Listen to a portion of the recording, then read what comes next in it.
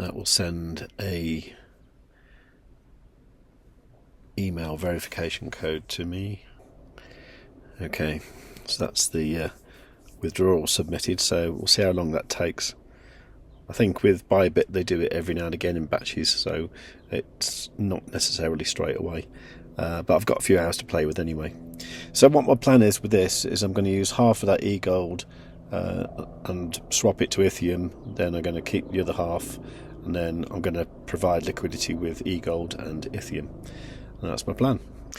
Now that's a nuisance. I got an email saying that there was some suspicious activity and they want to see my KYC again, which is a bit of a nuisance because I'm actually not at home at the moment, so I'm going to have to do it later on today. So it goes to show that you really should get everything in order well in advance. Anyway, I'm going to be home in about an hour, so I should still have like 2 hours left to do that withdrawal. What a nuisance, eh? I wonder why that is. It might be because I'm connecting via a different IP, because I'm not at home. I'm using my mobile with 4G to connect my laptop, like using a hotspot, you know. Yeah, oh god. Okay, well I'm going to have to sort that later, so I suppose I'll finish the video here.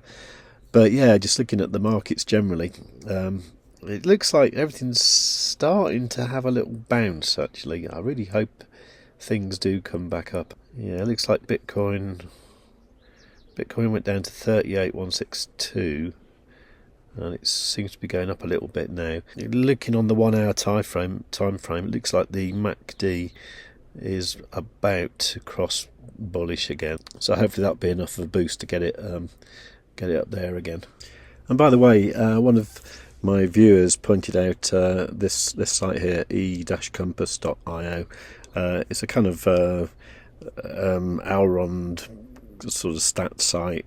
You can look at the prices of everything pretty quickly. It also has links to things like the LockedMex exchange and this JEX exchange, neither of which I've ever used, but you know, that's quite interesting if that's the sort of thing you want to do. You know, if you want to swap your LKMex for something else, you can do that in those places.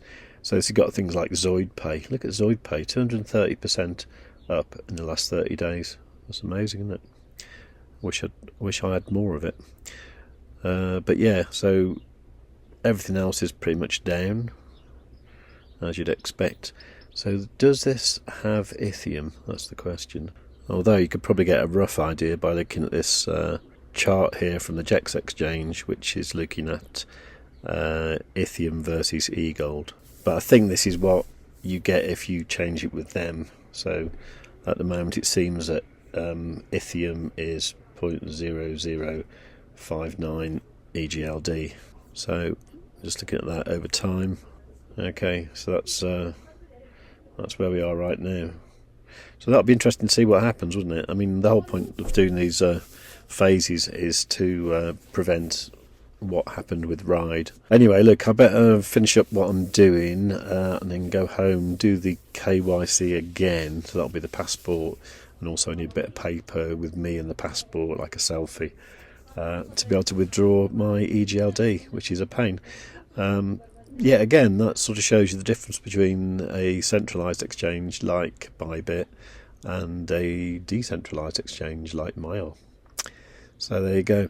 Right, this is Mr. Elrond Moonboy signing off and saying thanks very much for watching. I will, of course, do another video later on today updating you on what I do with my eGold if I manage to get it out of the ByBit account and into Maiar. All a bit of a pain.